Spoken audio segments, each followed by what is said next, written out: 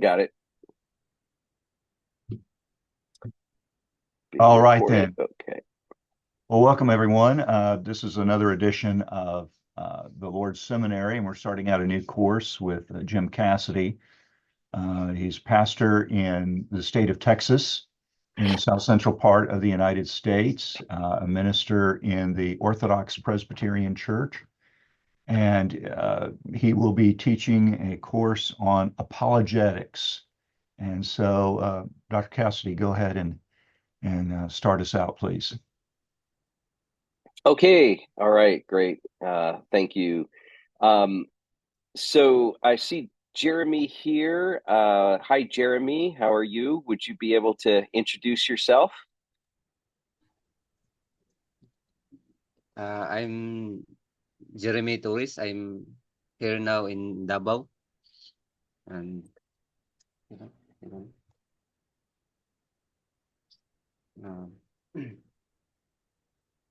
uh,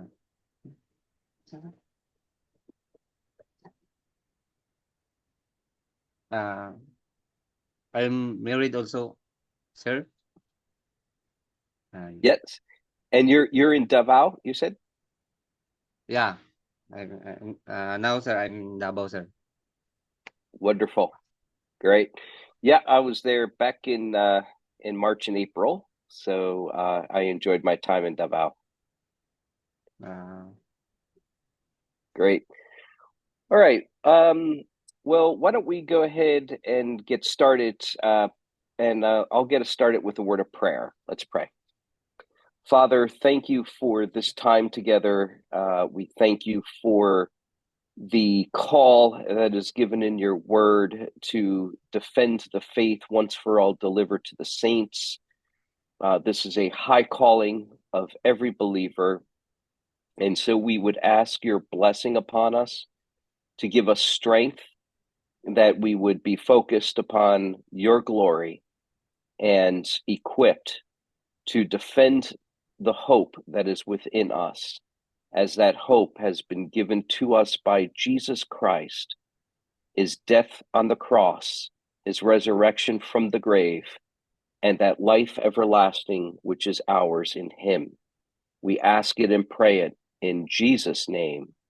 Amen. Amen. All right. So I think everyone has the document that I sent to you on Messenger.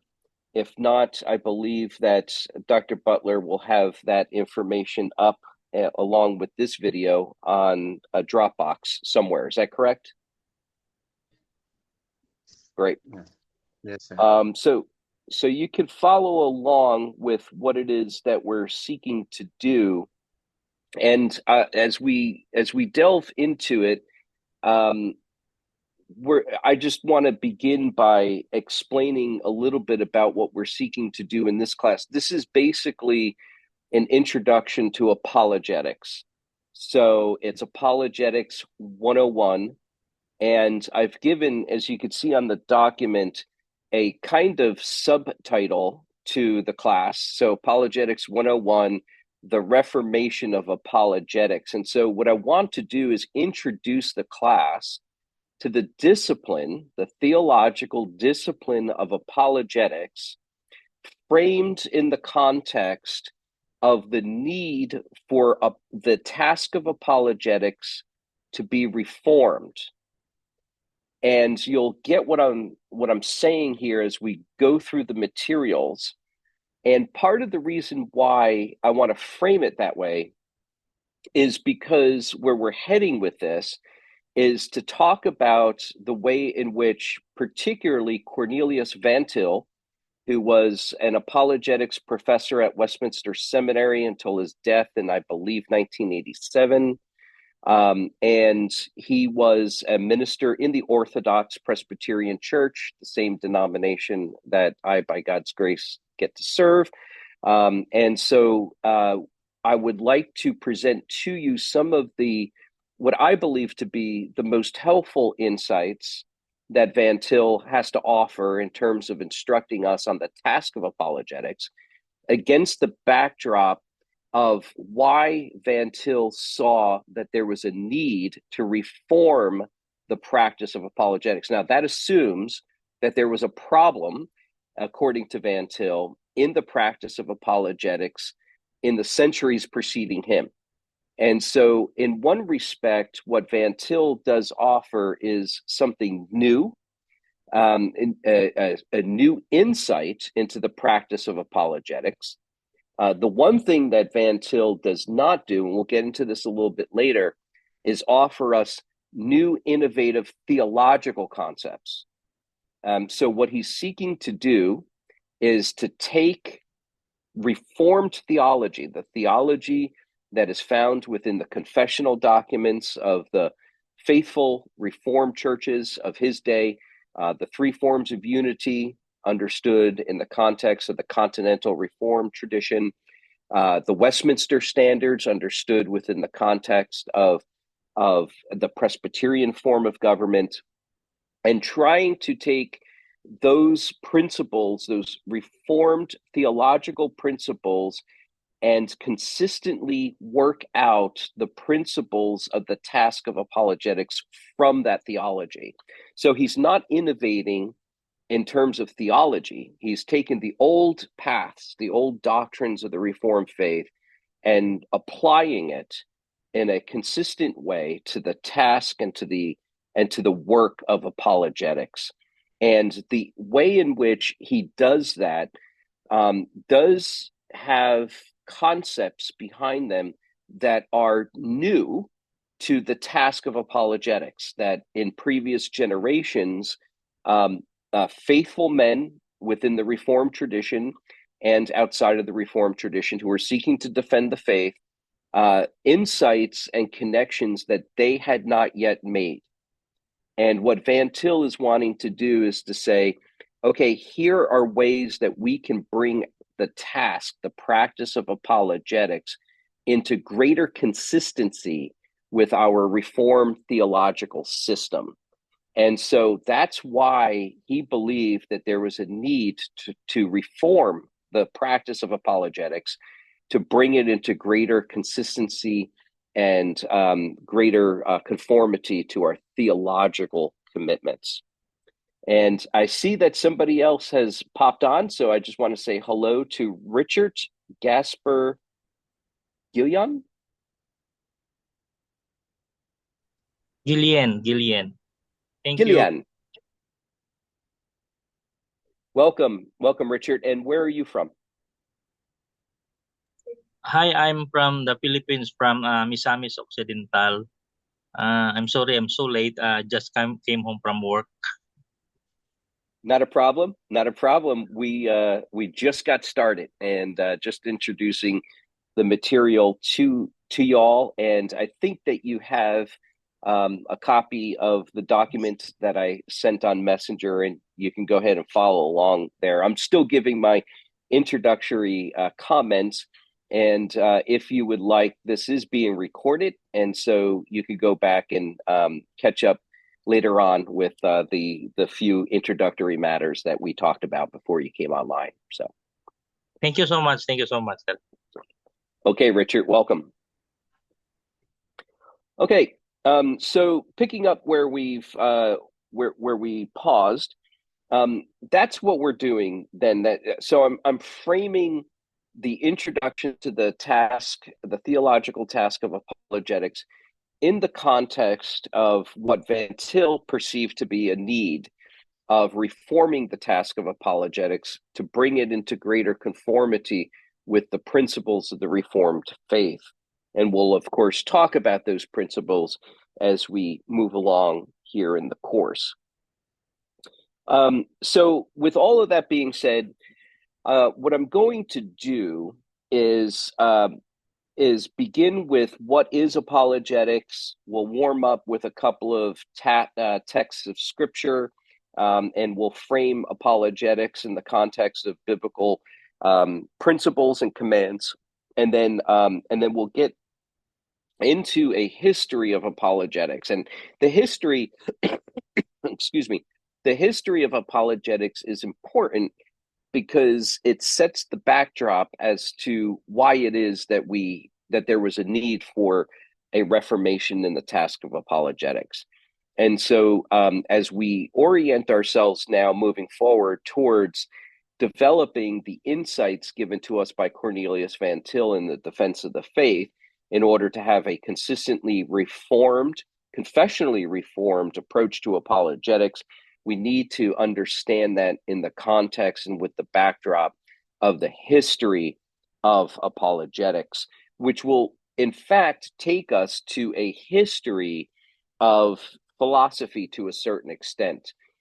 We won't get into the technical details of ancient philosophy, but that, of course, is going to be very much in the background. We'll touch on it in so much as it touches upon the apologetic approach of the early church and the medieval church.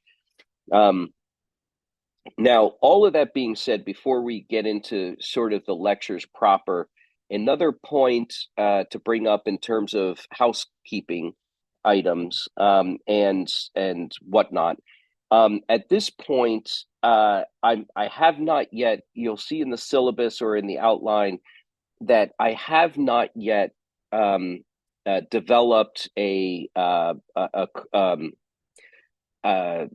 requirements for certain assignments. So I haven't spoken to Pastor Rocky yet about what it is he wants to do and require for this class in terms of assignments or readings.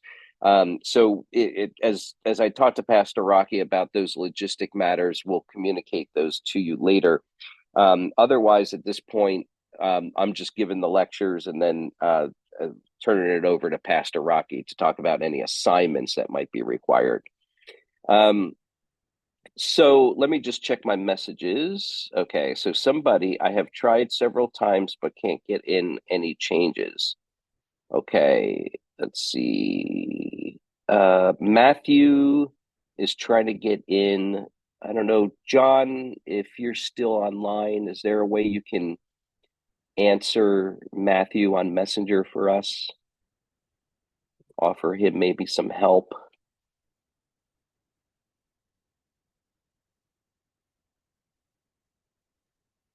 Let's see.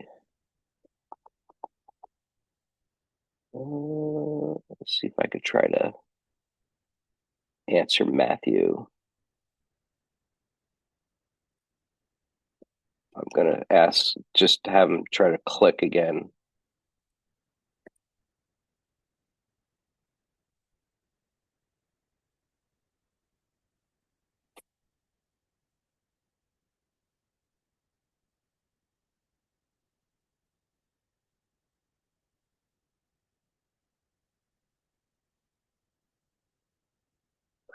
Maybe what I'll do is send him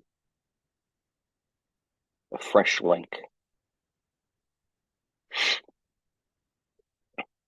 Okay, somebody else is joining us. That may be Matthew.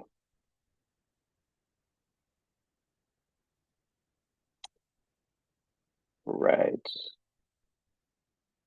Who's 1RC, VVIVN, so forth and so on?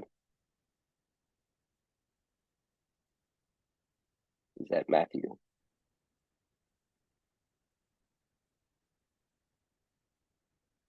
All right, we don't know who that is. If you're able to turn on your camera and turn on your microphone and let us know who you are so we can get to know you. Oh, that's Rocky. Okay. Welcome, Rocky. It looks like Matthew's having a hard time getting on, Rocky, if you're able to maybe help him. I am. We are in total blackout. So so I'm sorry. My camera is really. If I okay, let's try. I will try to turn on my camera. Okay. Don't crash your system though. If it's okay. Oh, there you are. Oh, you are in the dark, brother. Yes, yes, yes. Look at that. Yeah, by candlelight. There we go. Doing apologetics by candlelight. Very good. Rocky, so brother Matthew on Messenger is having a hard time signing in. I don't know if it's possible to I'll help him out. I'll chat with him. We'll try to get him on. Great. Thanks, John. Appreciate it. Okay, so Rocky, while I have you here, can you and I, we have not discussed the whether or not there are assignments for this class. I don't know if you intend to assign papers, quizzes, exams. We don't have a assignment for homework for the students, but we will actually give them a kind of comprehensive examination before we compare to them their diploma or their degree. So so I would like to request the tutors, the lecturers to just prepare the exams for the comprehensive examinations before every student gets his degree. Got it. Okay, great. Thank you. It is not my well, okay. Rocky, one more question. Do you desire for me to give reading assignments as well, or supplemental assignments, just in terms of reading? Sure, that would be nice. That would be nice if you give the students also some suggested reading materials. Okay, great. So this is what I'll do, and I'm going to, as this is all leading up to the exam, the lectures. I'm going to put in the chat some materials that I hope and trust will be useful to you to supplement what it is I'm saying. Let's see. I had this up earlier. The first is a series of lectures. Again, this is going to be supplemental. But if you go to the website for the Bonston Institute, and that's bonsoninstitute.com, I'm going to send you a link.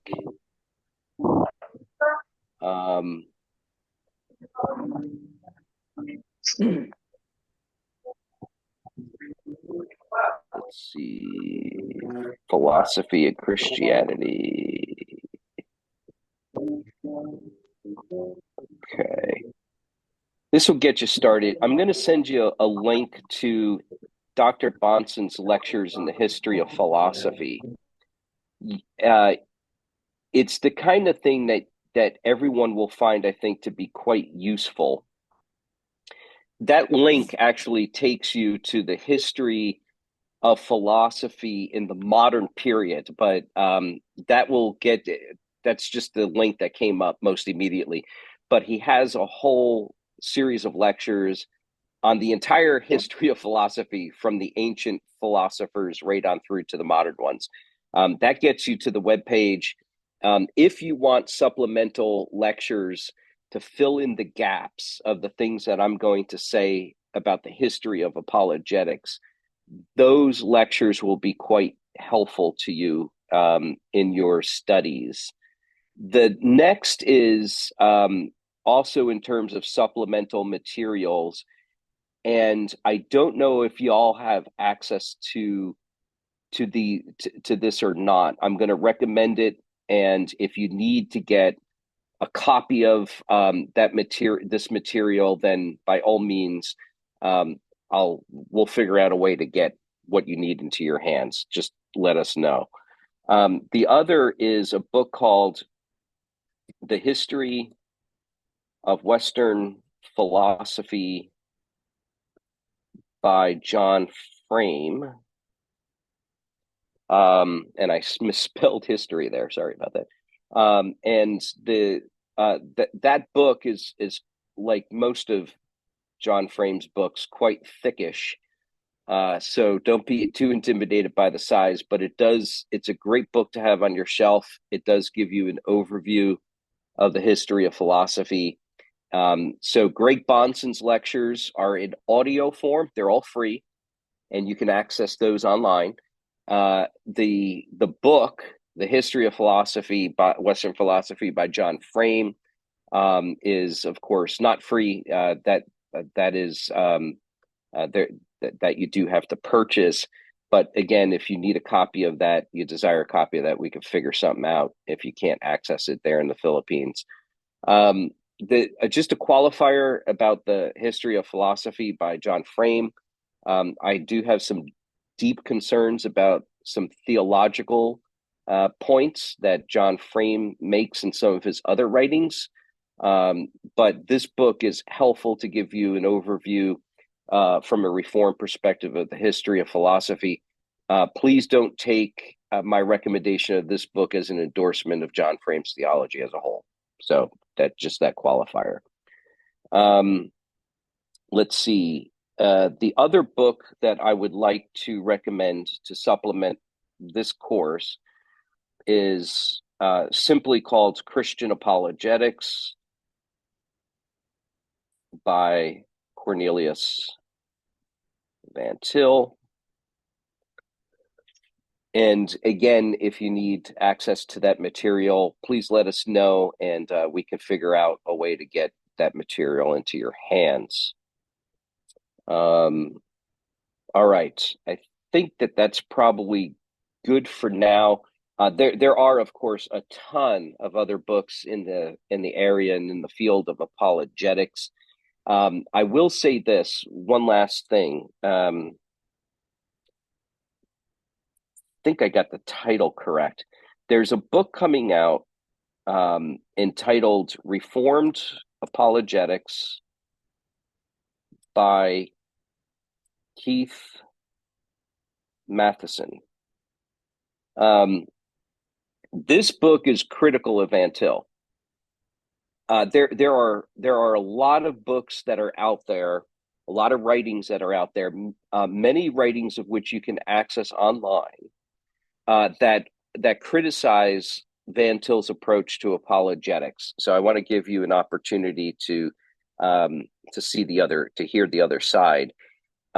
Keith Matheson, his book on Van Til's apologetics, though critical, is in terms of books and articles that I have read that criticize Van Til, Keith Matheson does the best job of any of them in terms of laying out what Van Til's actual theology was. Now, I'm going to disagree with his criticisms of Van Til, but he at least treats Van Til fairly and, as far as I could tell, gets Van Til's theology right. He labored very, very hard, as I can see, very, very hard and diligently to make sure that he summarized Van Til's theology accurately. And I appreciate that, because most of what you find out there that criticizes Van Til actually gets his theology wrong and misconstrues what Van Til's saying. I don't mind if you disagree with Van Til's principles of apologetics, as long as you get what Van Til was saying accurate.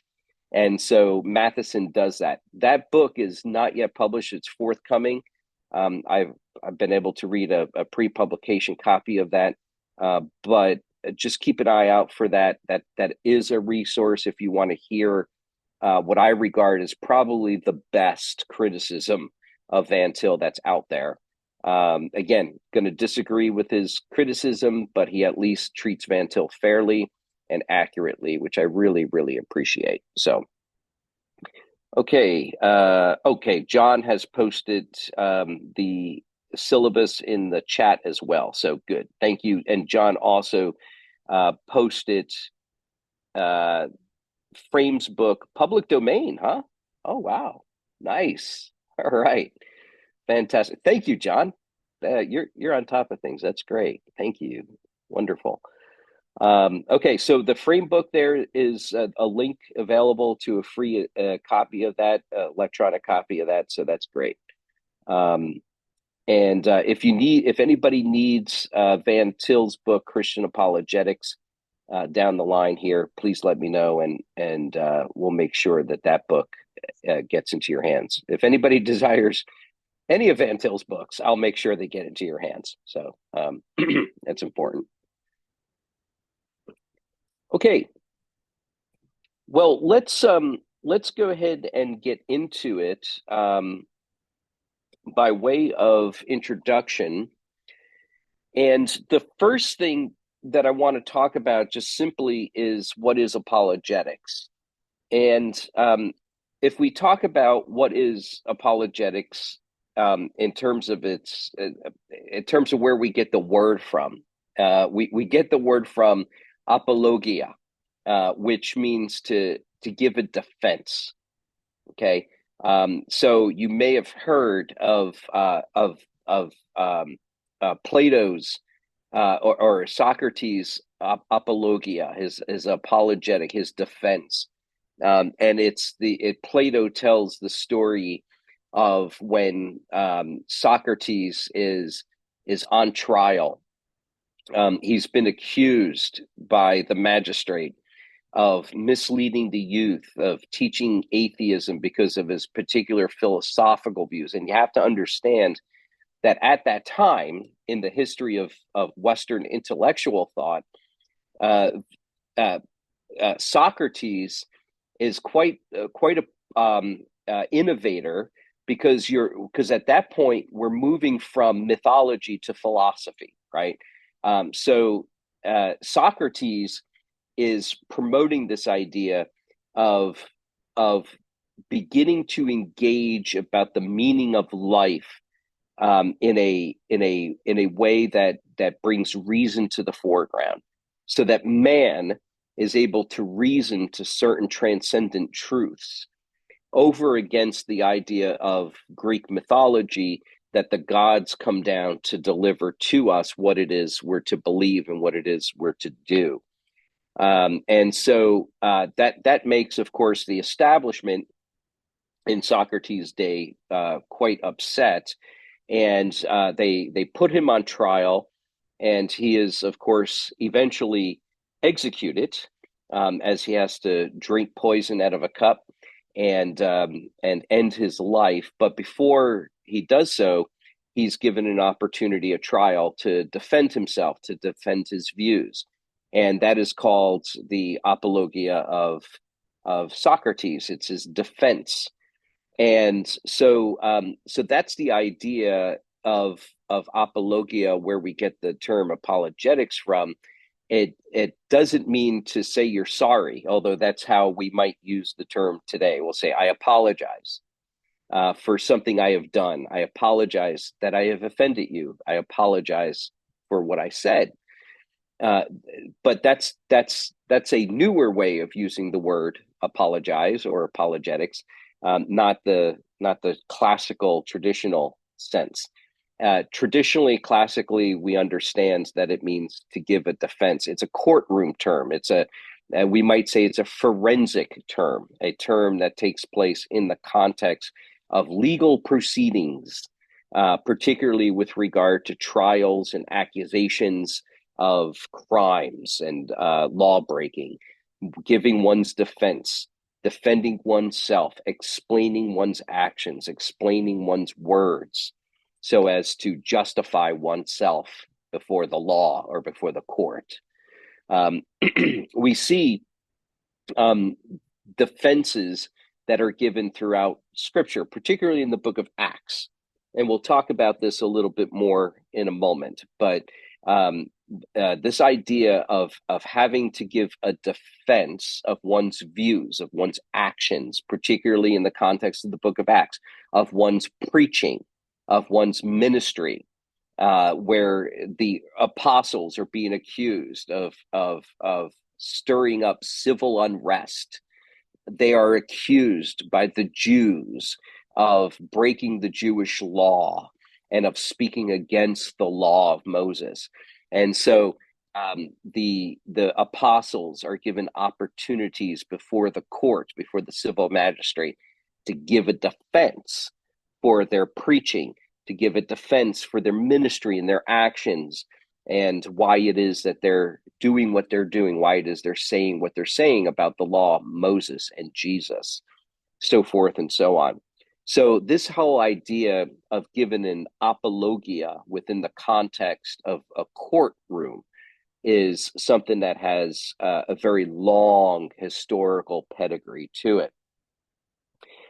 Perhaps the text that comes to mind, which is the what we might describe as the classical text for apologetics and the task of apologetics, is found in 1 Peter 3:15. So if you have your Bibles with you or online, however you decide to access your Bibles, I'll see if I usually, my Bible is right here at the forefront of my app. Here it is. All right. Let's see. 1 Peter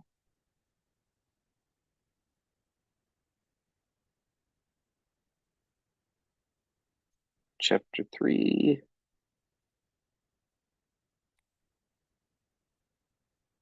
$15.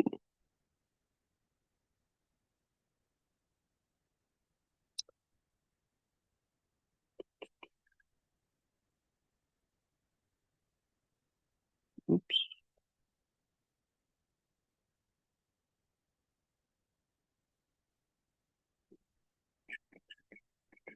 Okay.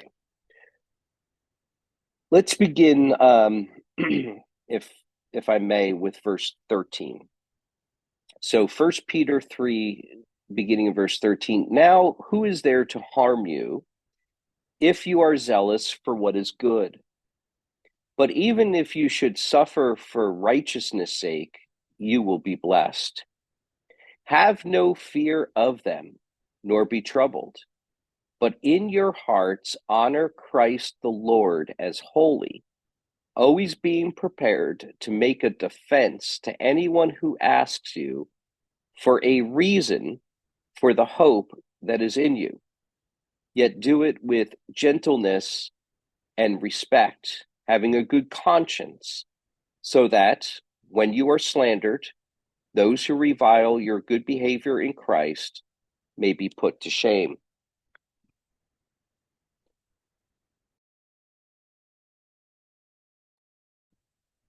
Sorry, I had to mute myself while I coughed. I am, for those who've joined us, I'm still sort of getting over a case of COVID here, so still have a lingering cough, and I apologize for having to cough here. Okay, so 1 Peter chapter 3, the Apostle Peter is giving the church instruction on how the church is to behave, how believers are to behave in the context of a hostile world. So one of the things that was often used to oppose the gospel and to oppose the church were accusations against Christians and accusations against the church. And what Peter is doing here is exhorting the church to live basically quiet and peaceable lives, right? Now, who is there to harm you? Verse 13, who is there to harm you if you are zealous for what is good. The reasoning behind Peter's exhortation here is that if you live a good life, right? And of course, we understand that there are none who are good, right? We have all sinned and fallen short of the glory of God. But we are redeemed in Christ. And having been redeemed in Christ, we are not only forgiven of our sins, but we are also given the Holy Spirit of Jesus to enable us to live unto his glory, dying unto sin and living more and more unto righteousness. And so Peter here exhorts the church to live out their lives, their faith in Christ, in a way, in the public realm, in the public sphere, to their neighbors who may be unbelievers, in a way that is good. Because after all, people are going to be reluctant to bring harm upon Christian neighbors who are actually doing good for the neighborhood, if you will, or who are doing good within society, who are doing good within the common realm where both believers and unbelievers dwell. And so Peter is exhorting them to do good, because who's going to harm you? Who's going to harm you if you are a good citizen, if you are a good neighbor, if you are loving your neighbor as Christ, of course, has called us to do so? And then he goes on, verse 14, because he recognizes that all those who, and he says this elsewhere, right? All those who desire to live a godly life will be persecuted, right? So on the one hand, we're exhorted to do good so as to have goodwill with our unbelieving neighbors. On the other hand, he also recognizes that he has a good perspective on holy realism, right? Sort of this sanctified realism that says, well, but if you live a godly life, you may also receive opposition for that. You may also receive suffering and persecution. But even verse 14, but even if you should suffer for righteousness' sake. So let's say if you're doing good, you're trying to be a good citizen, you're trying to be a good neighbor. This is what you want to do because you don't want to give red meat to unbelievers, give them a reason to persecute you. But you may, in fact, still yet be persecuted for doing good and doing righteous and doing acts of righteousness. He says, even if you do suffer for righteousness' sake, you will be blessed. And that's sort of a counterintuitive exhortation, isn't it? Right? Because we think, well, persecution bad, suffering bad. And there's nothing, of course, in suffering or in persecution in and of itself that's good, right? There's nothing blessed about those things in and of themselves. And yet we know the way that God as the sovereign Lord works in his graciousness, in his mercy. He turns that which is intended for evil into good, right? That's what he did with Joseph. That is what he does with his people always. He commandeers the works of the evil one.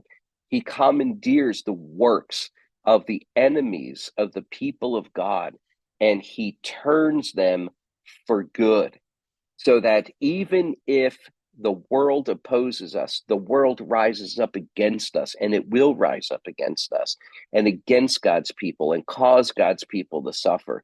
Nevertheless, there is blessing that is found in that suffering for righteousness' sake, if in fact it is suffering for righteousness' sake. There are cases where believers suffer for good reason. Maybe a believer sins and there is a direct implication of that sin, right? That's not the type of suffering that here Peter's talking about. He's talking about righteous suffering, right?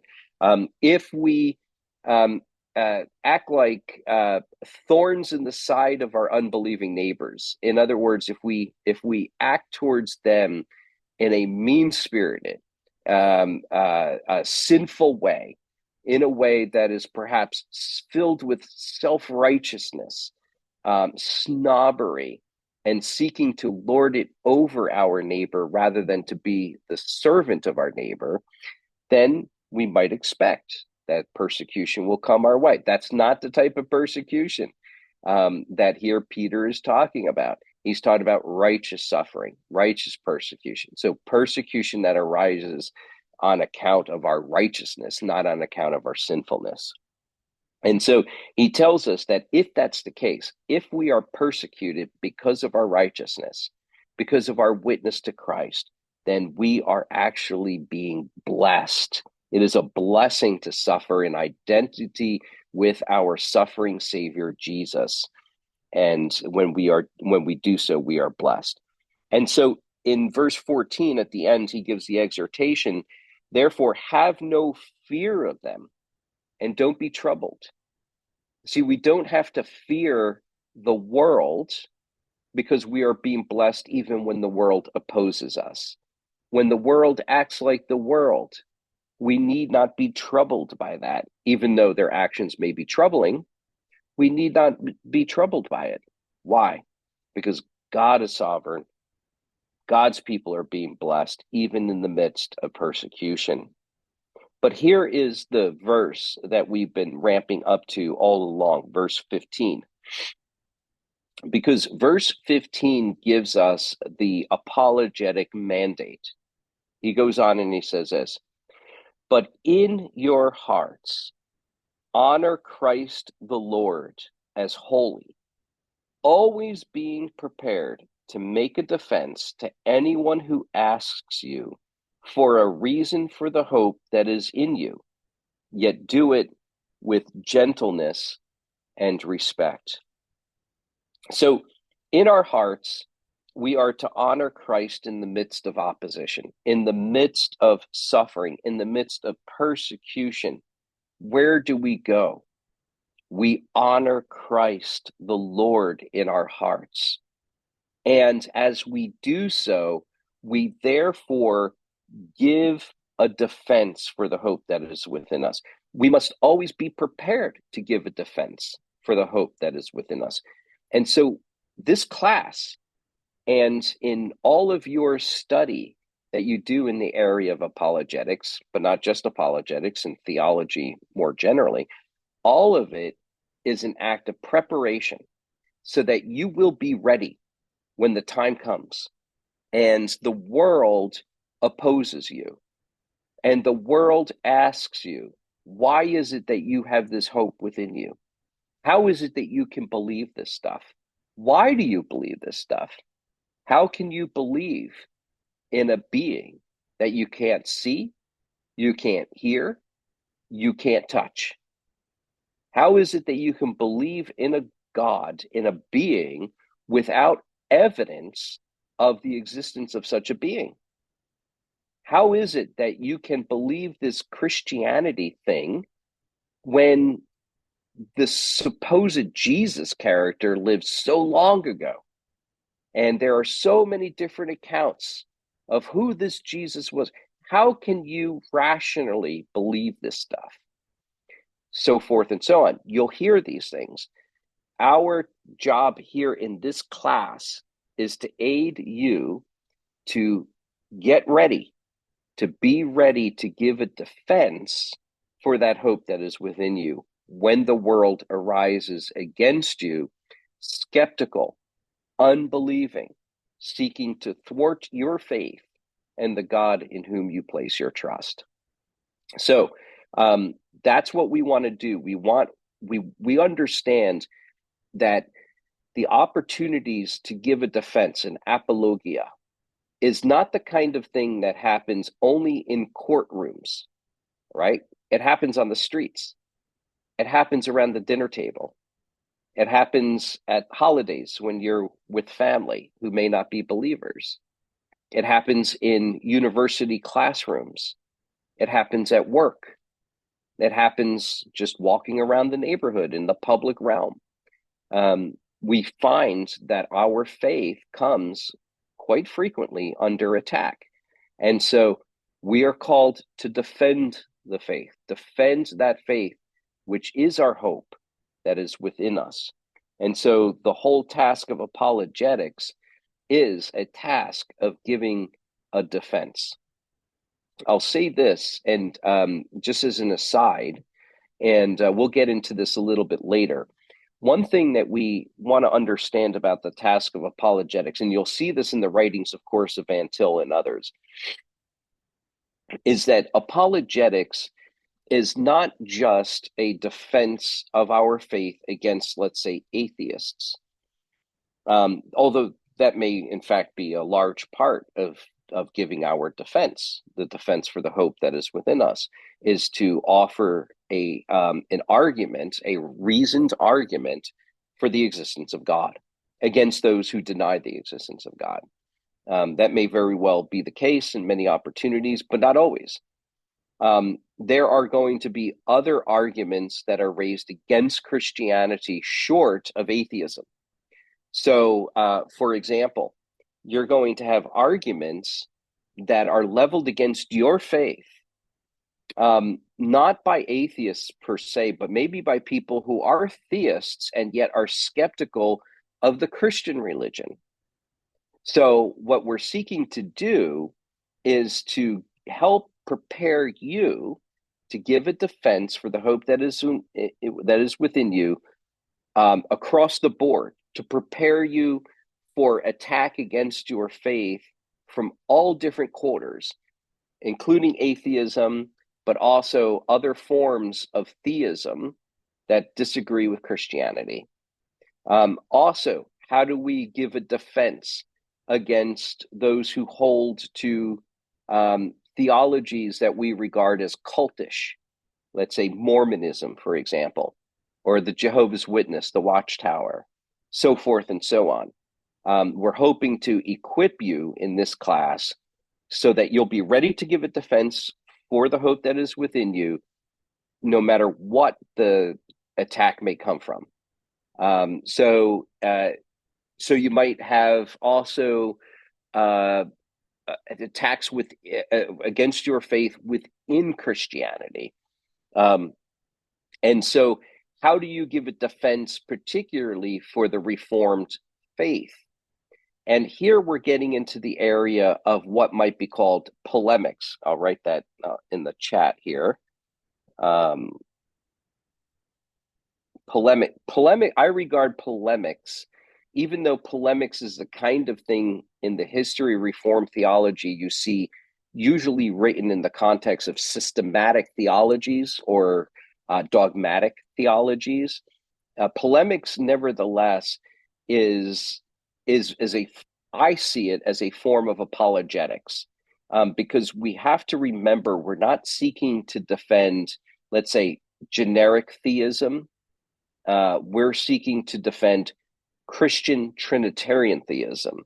We'll get into that a little bit more as we move along. We're seeking to defend not, let's say, mere Christianity, like you might find in C.S. Lewis's book, Mere Christianity, trying to strip down Christianity to its most basic, essential elements. But we're seeking to defend the Reformed faith. Why? Because we believe that the Reformed faith is the teaching of Scripture summarized in its most consistent form. So when we see the confessional documents and we read them and we see in them summarized biblical doctrine, we believe, and this is my assumption here in this course, that Reformed theology is in fact the most biblically consistent form of theology that there is. And so we're seeking to defend not generic Christianity, not generic deism or theism, but we're seeking to defend the theism of the Reformed faith, which is nothing less than Trinitarian theism. It's Christian theism.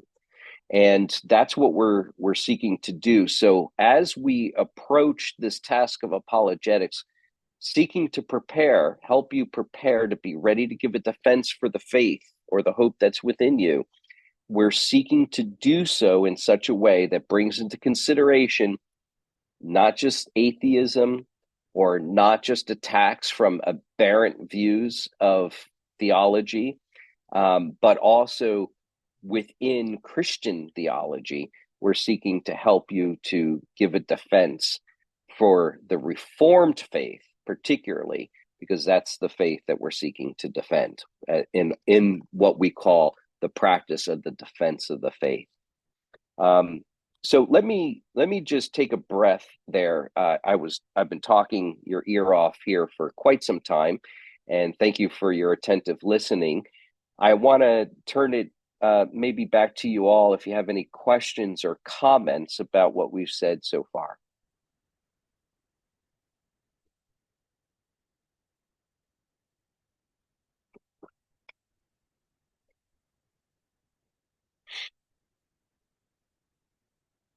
Any questions? If you have any questions, oh, go ahead.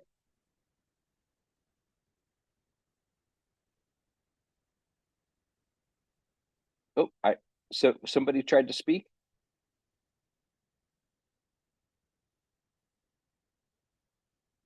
I thought I heard somebody try to speak. Okay. Yeah. Actually, I saying, but then the mute is off. Mute or also. So when we consider about the apologetics, so beside of existence of God, so how can we among the Christianity, we have some not only cause, but we talk about the liberal. So in the uh, Christian circle, I'm not talking about the cause or atheism, but I talk about among the Christian, the liberal. So, what is the best way to defend the reform view to the liberals? For example, we talk about the limited atonement. So far we still have a debate and discussion about that topic. So what is the best way to prove that the limited atonement is the right teaching? Thank you. Yeah, great. Thank you, Matthew. Appreciate that question. And I think that as we get into it a little bit, so, okay, let me back up my answer. What I'm hoping to do in this class is to give you a broad understanding of the task of apologetics and to be able to give you some tools that you can use in the evaluating of unbiblical theologies to be able to give a persuasive answer and response. And so while in this class we won't get into particularly, let's say, answering Arminianism in terms of the doctrine of the limited atonement, but what I hope to do in this class is to be able to give you the type of equipment and tools that you can use to apply it to other to any situation. Really, is what I'm seeking to do, is to use this class to put the kind of tools in your hands that you can use no matter what situation arises. And it's going to require some thought, right? So I'm unable in the course of this class to be able to anticipate any or every objection that may arise that you may hear against the Reformed faith. But what I want to do is give you the equipment that you can use so that you can then, as you are faced with an objection, be able to use those tools in the evaluation of that objection and be able to develop your own faithful Reformed answer to those particular objections.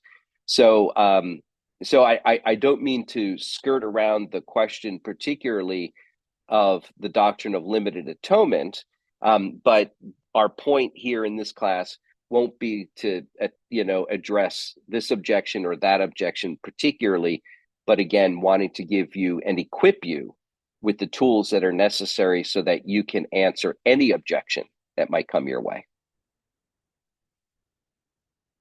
Okay, Okay, thank you. Rocky. Thank you. Great. Okay, great. Thank you, Matthew.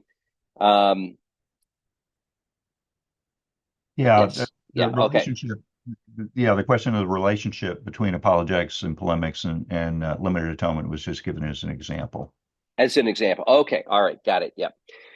Yeah. I think more broadly, the relationship between apologetics and polemics is the way that I see the relationship is that polemics would be a subset of apologetics. It's a particular type of apologetics. Whereas you might have apologetics understood in terms of proving the existence of God. That's one form of apologetics. And then another form of apologetics comes in the form of polemics, where we're seeking to expose the errors that are found in other approaches to theology, such as Arminianism, right, which denies the limited atonement, and then being able to set forth the fullness of the Reformed faith. So, and we'll get into a little bit more of the nuts and bolts of that as we move along as well. So, great. Any other questions, comments?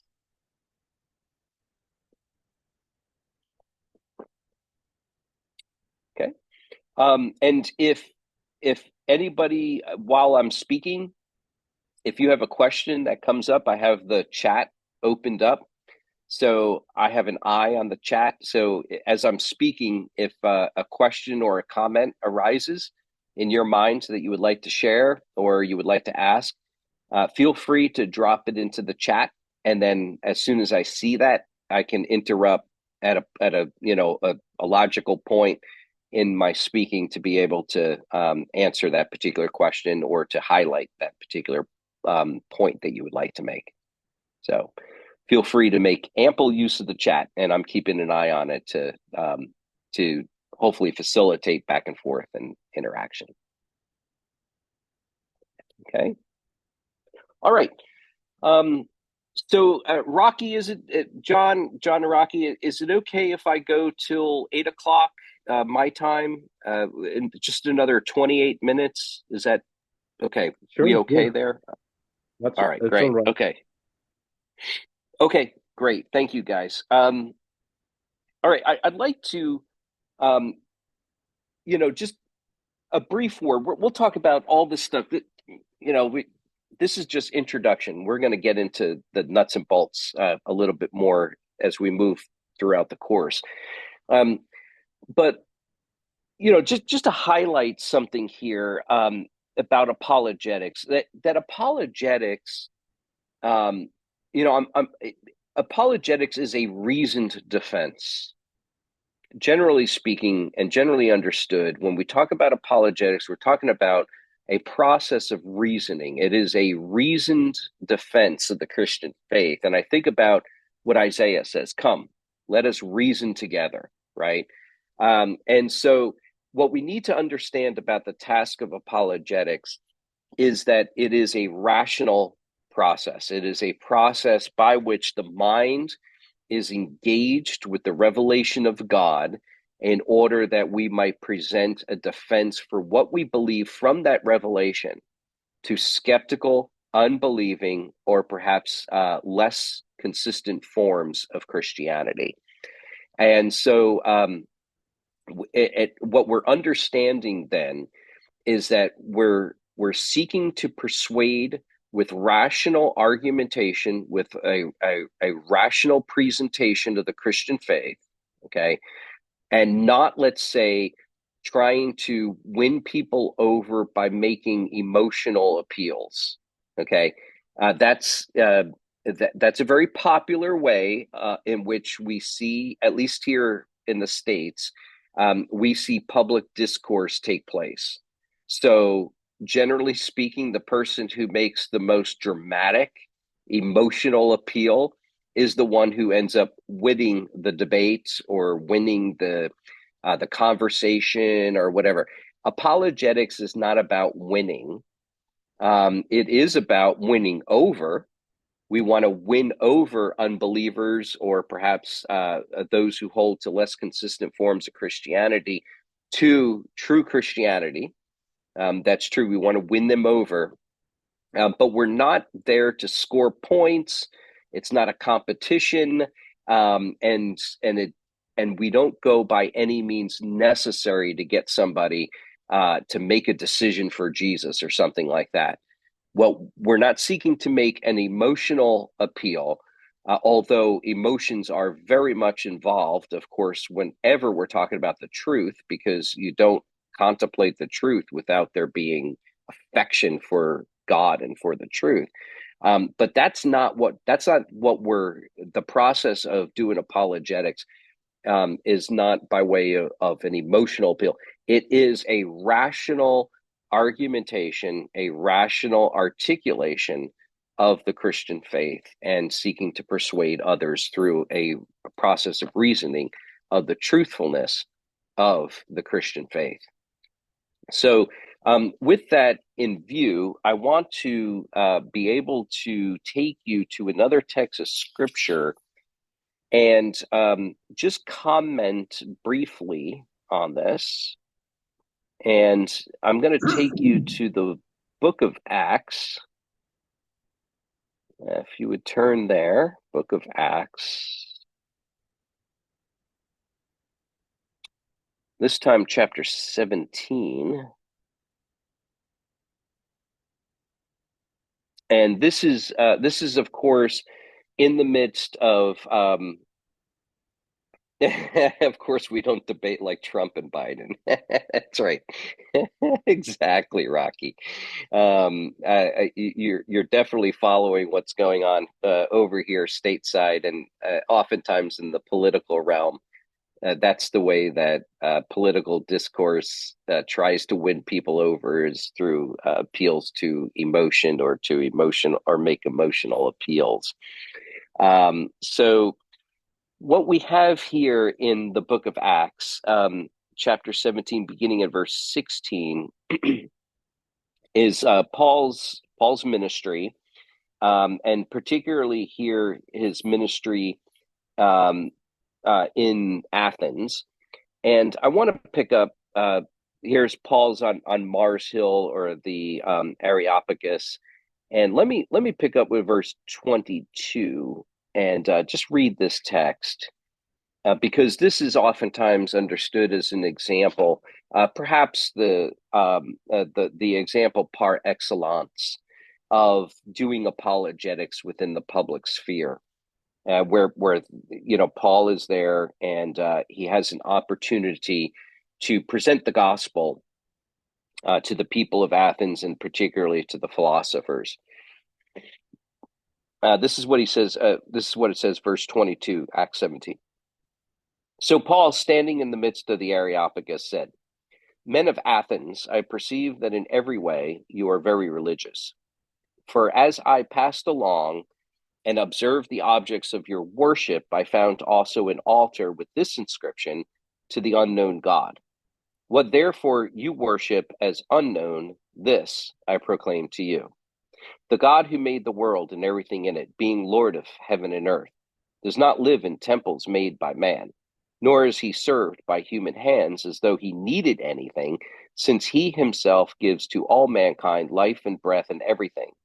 And he made from one man every nation of mankind to live on all the face of the earth, having determined allotted periods and the boundaries of their dwelling place, that they should seek God and perhaps feel their way toward him and find him.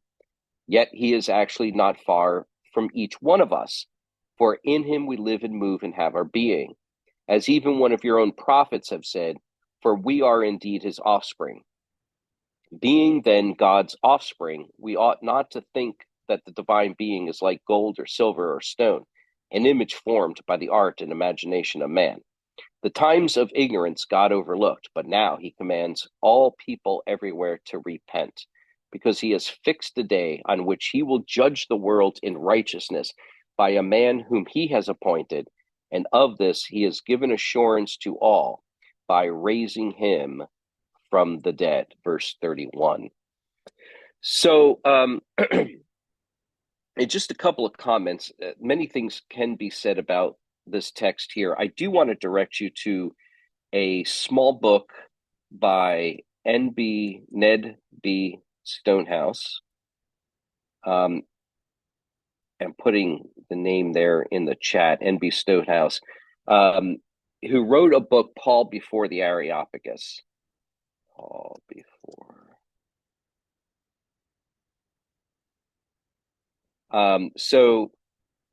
Stonehouse was a New Testament scholar, taught at Westminster Seminary, one of the early faculty members and early OPC ministers, a Dutchman by background and whatnot, but a very good, helpful, competent scholar, and a good work. That book on Paul here in Acts 17.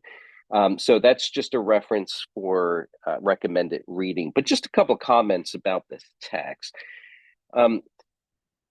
First of all, I think that a couple of things that are important. Number one, it is important to understand that Paul here is seeking to give a defense of the faith before the Areopagus, before the philosophers in Athens.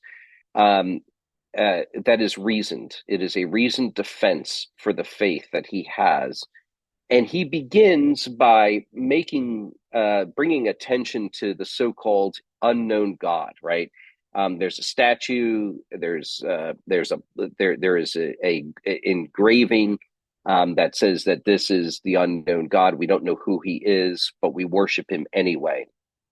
And Paul is saying, okay, that which you worship in ignorance, I am here to make known to you. It's important to note here that he's not granting that they are actually ignorant of this God. In fact, what he goes on to say is quite clear. In him we live and move and have our being. He's not far. That's verse 20. That's verse 28, verse 27. And that we should seek God and perhaps feel their way toward him and find him, yet he is actually not far from each one of us. This is an idea that Paul is going to develop with a little bit more precision and clarity in Romans chapter 1, verses 18 and following. We'll talk about Romans 1 at length later on. But I want to set up Paul's method of doing apologetics. He's not here at any point authenticating or, let's say, justifying their worship to an unknown God, or justifying their unbelief in light of some supposed ignorance. Quite on the contrary, what Paul here is making clear to them is that actually by nature, they know this one true God that they claim to not know. So that their claim to ignorance, unknown God, is actually a false claim. And that's why he's able to go on and say that what God in the past has overlooked, now God here calls all people everywhere to repent of. So God doesn't overlook problems that are not in fact problems, that are not in fact sins. He is in fact here in a way that is perhaps more subtle. We can say it's more subtle than what it is made explicit in Romans chapter 1, that they are in fact quite aware of the existence of this God, that this God is well known to them even by nature, and yet they worship him supposedly in ignorance as an act of idolatry. And so what he's seeking to show to them is, in fact, that they do know this God. God now calls them to repent as they are hearing the message of the gospel. It's just want to make a point from verse 31, because he has fixed a day on which he will judge the world in righteousness by a man whom he has appointed. And of this he has given assurance That word assurance elsewhere can be translated and has been translated as evidence or proof to all by raising him from the dead. What Paul here is talking, what Paul is actually not concerned with here, is to somehow prove or give evidence for the resurrection of Jesus, although that could certainly be given. But what's interesting to note here is that the resurrection, what Paul is actually arguing, is that the resurrection itself is evidence. That the resurrection of Christ is evidence and proof that there is a day of judgment that is coming. That God will judge, that he will bring his judgment, such that now is the time for all people everywhere to repent. This is why God is calling all people everywhere to repent, because a day of judgment is coming. The evidence or the proof here in the ESV, the assurance of that day of judgment, is the fact that Jesus has already been raised from the dead. So it's important for us to bear in mind that Christ and his resurrection from the dead is in fact evidence. It is proof that the day of judgment is coming. And I think it seems to me that that is a powerful apologetic, not just a powerful apologetic, but also a powerful tool of evangelism. It might be that we short-sight ourselves if we obsess too much about seeking to somehow prove the factuality of the resurrection of Christ and forget that the factuality of the resurrection of Christ is actually proof of something else, namely that Jesus is coming again to judge the world, such that now is the time that he is calling all people everywhere to repent before that day of judgment. So the resurrection, in other words, becomes sort of a precursor of the final coming. It is the already to the not yet of the second coming. The resurrection is the already of the first coming of Christ, anticipating that there is the not yet of the second coming of Christ to judge both the living and the dead. All right, we have a question here. Could we say apologetics? This is from, I hope I don't mispronounce your name, brother, but Salai, I think is the pronunciation. So he asks, could we say apologetics is more of faith defense and giving answers to the, rather than a debate to the asker? Yes. Yeah, I think that's right. I think it's probably, okay, let me put it to you this way. Hopefully this answers the question. If not, come back at me. So apologetics can take place in the context of debate. So oftentimes there will be debates between atheists and Christians where there's a formal structured debate, an intellectual engagement that goes on, and that's perfectly legitimate. If you go to the Bahnsen Institute website, which I gave you a link in the chat too, there's all sorts of just wonderful material there by Dr. Bahnsen. And just to say that I do have some significant reservations about Dr. Bahnsen's theonomy and some other elements of his theology. So I don't mean to give a blanket endorsement of everything at the Bahnsen Institute. But most of what you have at the Bahnsen Institute, especially in apologetics, is and philosophy, is very, very helpful. But if you listen to some of Bahnsen's debates that he has had with atheists, particularly famous is the Bahnsen-Stein debate, Gordon-Stein debate. Gordon-Stein was an atheistic philosopher who debated Dr. Bahnsen one time, and I don't know how to describe it in a charitable way. So probably I shouldn't if I don't know how to do it in a charitable way. But let me put it to you this way. Dr. Bahnsen won that debate ostensibly on the surface. I mean, it was, and again, we don't engage in apologetics to win, like, yeah, I won, right? You know, it's not like we get an award or something like that. But we engage in apologetics as an act of ministry. But still, if you hear what Dr. Bonson does in that debate with Gordon Stein, you'll find that debate to be very useful to listen to. The audio is not good quality, so just be mindful of that. Thank you, John. There's a link to the debate. But you'll find in Dr. Bonson's debating where he uses the presuppositional apologetic approach or method in a way that is very effective to expose the fact that the unbeliever really has no rational ground to stand upon for their claims, the claims that they're making against Christianity. And it does come in the form of a debate. I'm getting back to Salai's question here. So that does come in the form of a debate, but at the end of the day, and I think this is what you're driving at, apologetics is a ministry. It is an act of ministry of the Word of God.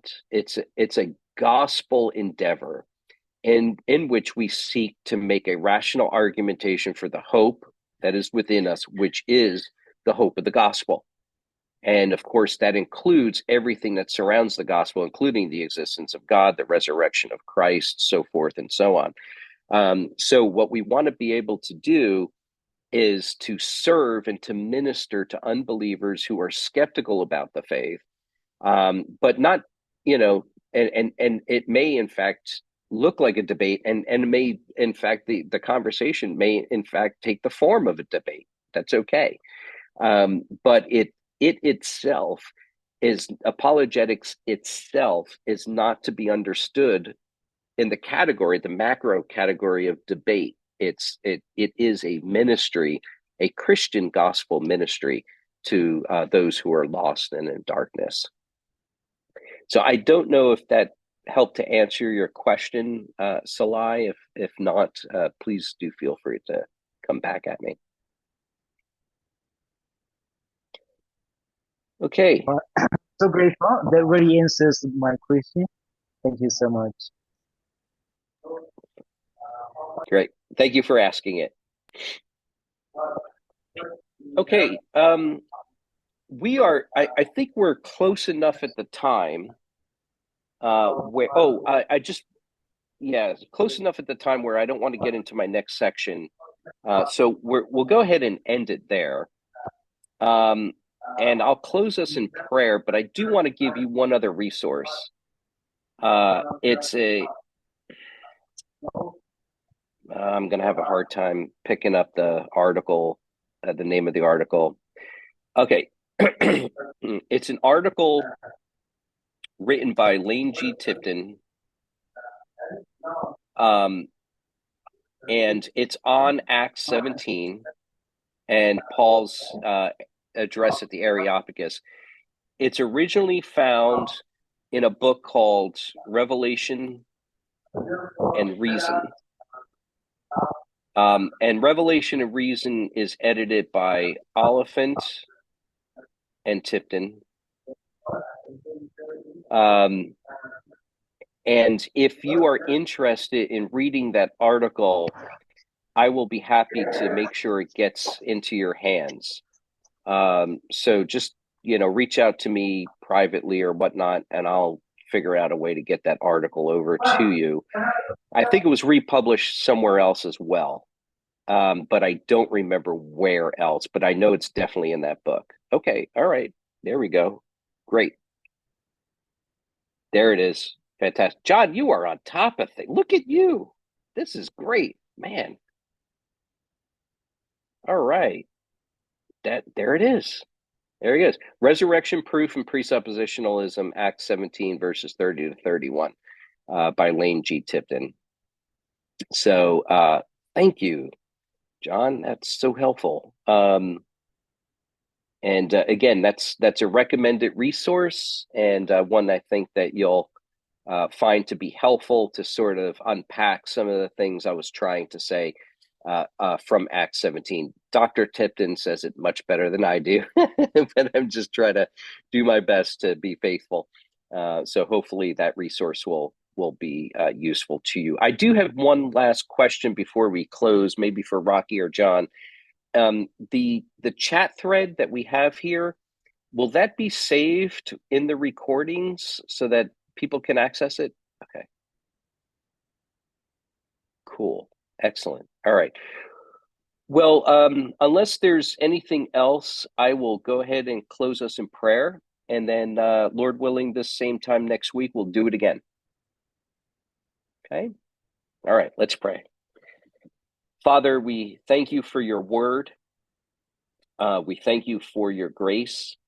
We thank you for Jesus, his resurrection from the dead, and for the glories of your word, which equip us to defend it and to defend that precious hope that is within us. Give us grace that as we continue to learn and as we continue to study these things, that we would do so to the praise of your honor. For it's in Jesus' name we ask it. Amen.